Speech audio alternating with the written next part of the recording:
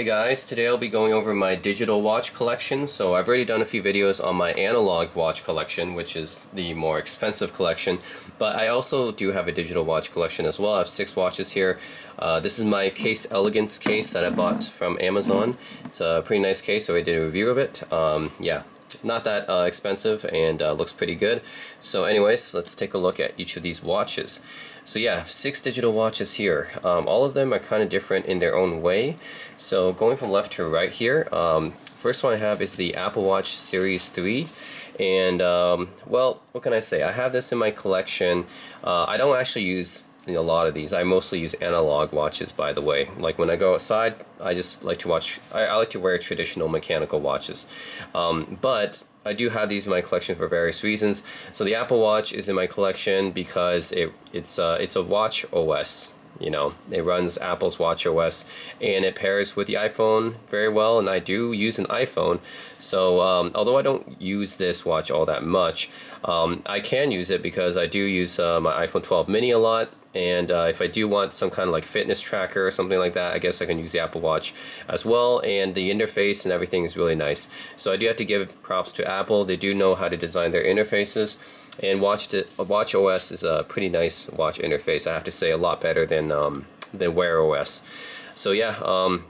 It's the Apple Watch Series 3, which came out originally in 2017, and I got the Series 3. I'm keeping the Series 3s because it's I got it relatively cheap. You know, I got this back in 2019, so it was already 2 years old at that point. So I didn't have to pay a lot for it. I don't really see any reason to upgrade to the newer Apple Watches or whatever. So I think this is good enough.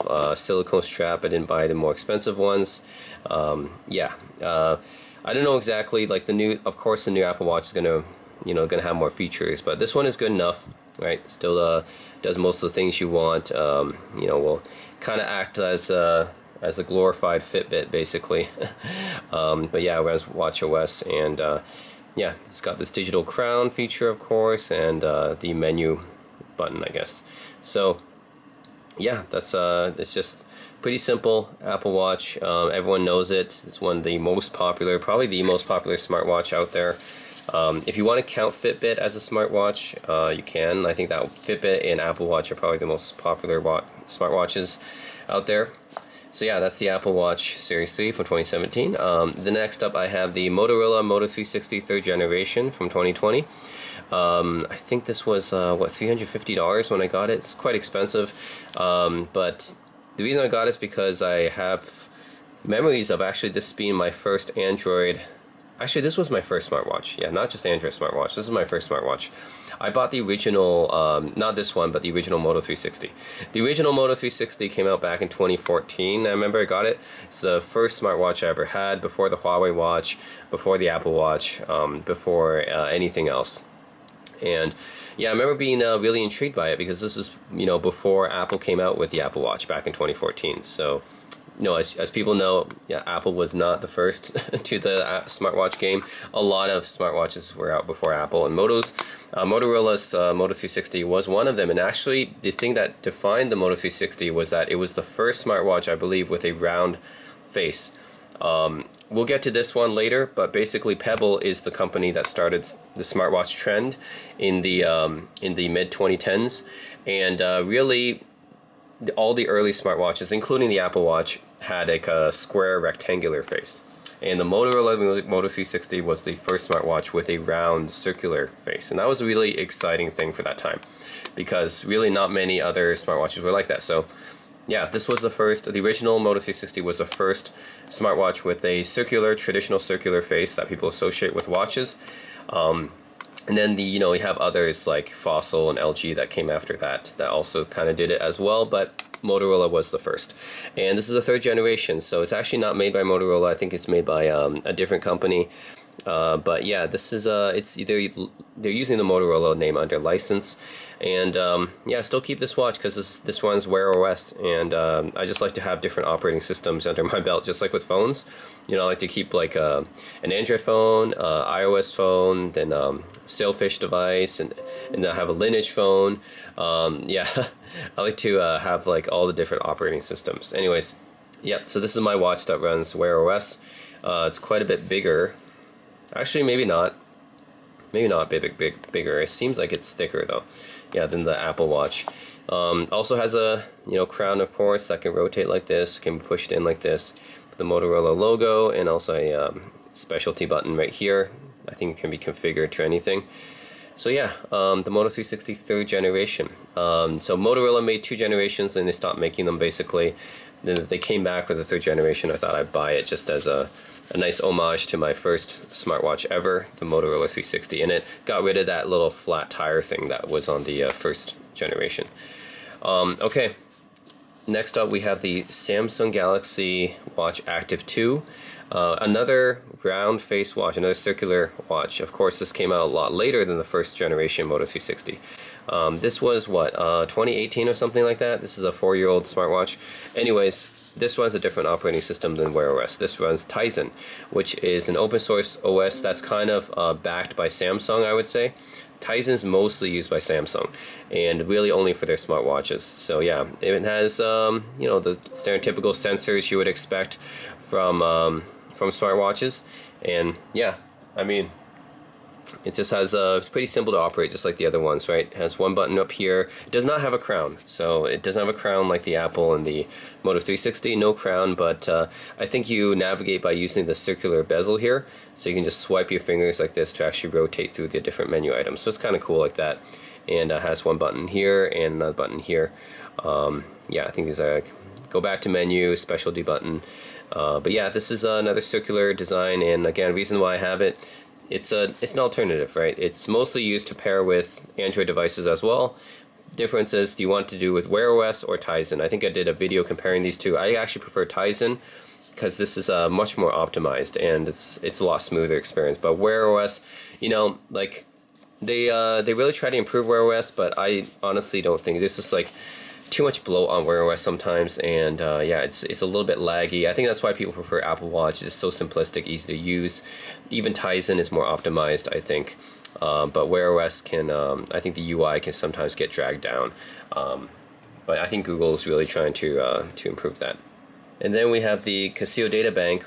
This is actually a traditional digital watch here, not a smartwatch. But it kind of is a smartwatch, isn't it? I mean, it has a built-in calculator. So yeah, the Casio data bank. Yeah, this looks like very, very retro, right? Like an 80s style digital watch. But it's cool. I actually do try to wear it sometimes. It looks very hipster-ish. Yeah, it looks like you're wearing something from the 1980s. So it's very like retro like that. So yeah, this is a, let's see, illuminator, of course. This is. Oh yeah, here it is, the illuminator. So you have a backlight here that can light it up. That's classic on a lot of digital watches, a backlight. 10-year battery. Yep, 10-year battery right here. I got this back in, when did I get this? 2018? So it's been 4 years already. It's got 6 years left. Still working fine, of course. This just operates on a battery. I mean, all these operate on a battery. That's what makes them kind of digital.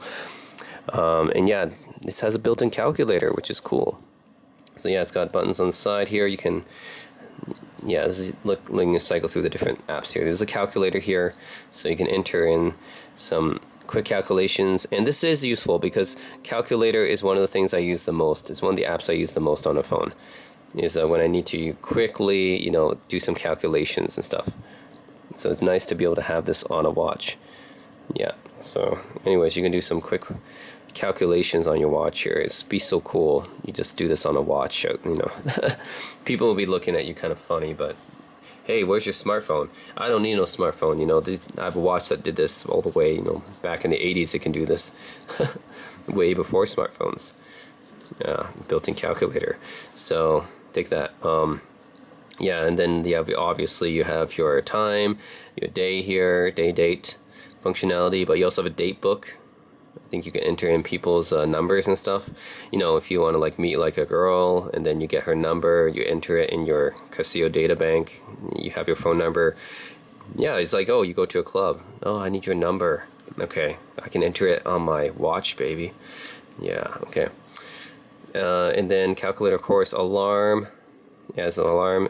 Stopwatch, right? Someone who needs a chronograph when you have one of these things. Right, so you can enter this button here would do it. I think this button depends on the app. It'll do different things. This one will start and stop the timer, right? And this will reset it. So it's another specialty button here. Reset the timer, start it. So yeah, you have a couple different applications here, apps, you know, a couple different apps on it.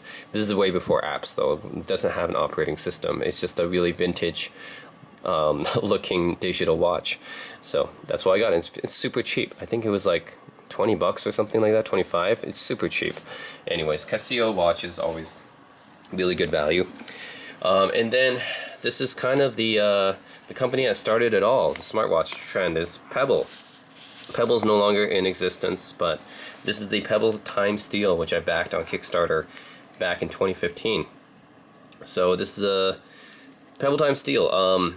This watch is interesting because Pebble actually started the smartwatch craze, I think back in 2012, and originally they made black and white type of interfaces. So it runs its own OS, Pebble OS, which is different from Wear OS or Apple's iOS, Watch OS. I think what distinguished Pebble is the fact that their smartwatches ran for a very long time.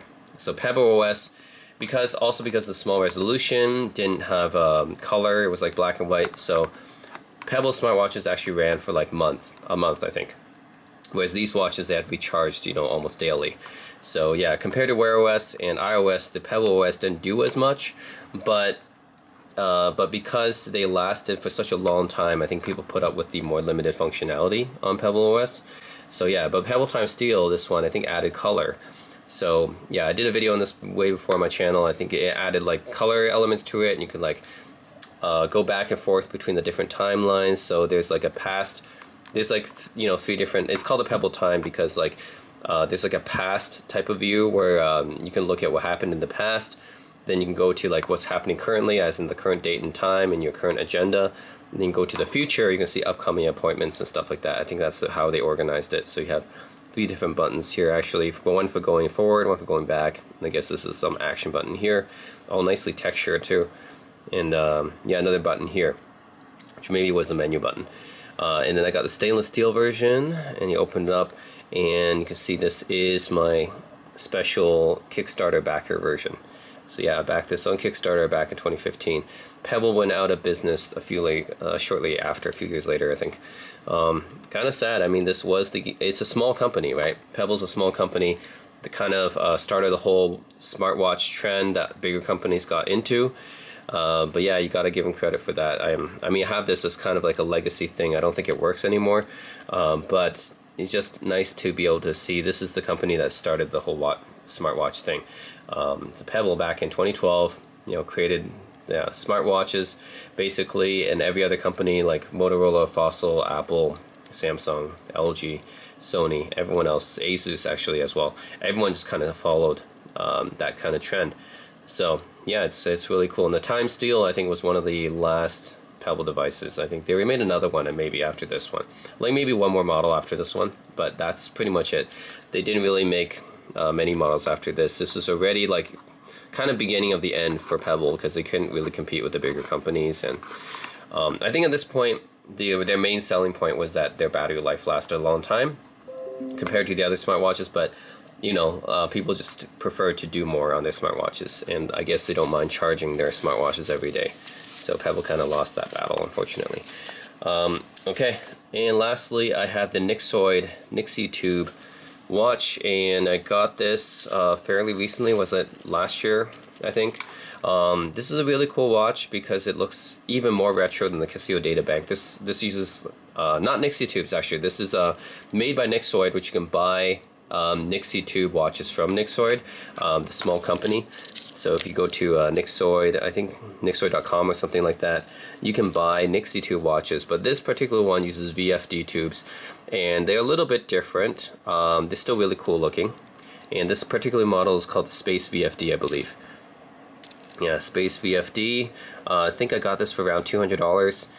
Charges with micro USB here. Yeah, Nixoid.store, that's their website. Nixoid.store. Yeah, this charges with micro USB, not USB-C, unfortunately. But yeah, I got this for about $200, and it uses VFD tubes, which is also retro looking. Nixie tubes are their own thing, and I had a Nixie tube clock, which I did a review on my channel before, but I also like the VFD tubes as well. They also look really cool. You see the battery inside here, and the tubes light up. So yeah, there's only one button on here. You can also use this, you can long press it to set, you know, the time and date and stuff like that. But yeah, there's only one button. It's fairly simple to operate. All you do is press this, lights up, and then show you time. So that's it. It'll show you the hour and the minutes. It's cool, right? Very, very retro looking. Just makes you feel like you're holding a piece of retro futuristic technology from the 1940s or 1950s or something like that. But really, really cool. Like, the data bank makes you feel like you're from the 80s. You're some power executive from the 80s. This thing makes me feel like I'm some, you know, some scientist from the 1950s or something. That's really cool. Just having these tubes light up like this is pretty cool. So yeah, this is a really niche watch. It's like, yeah, if you wear this outside, people will definitely be looking at you like kind of weird. It's like, yeah, definitely not even the data bank is, I think people would kind of look at it funny, but it'll be fine. But if you wear this, that's going to get a lot of attention. The Nixoid watch. Oh man. Okay, anyways guys, that is my whole complete digital watch collection. Yeah, let me know if you guys have any comments, but that's it. 6 digital watches. In addition to my analog watches. I don't wear them as often as my analog watches, but still, it's nice to go through them. I like to collect stuff. So guys, as always, thanks for watching.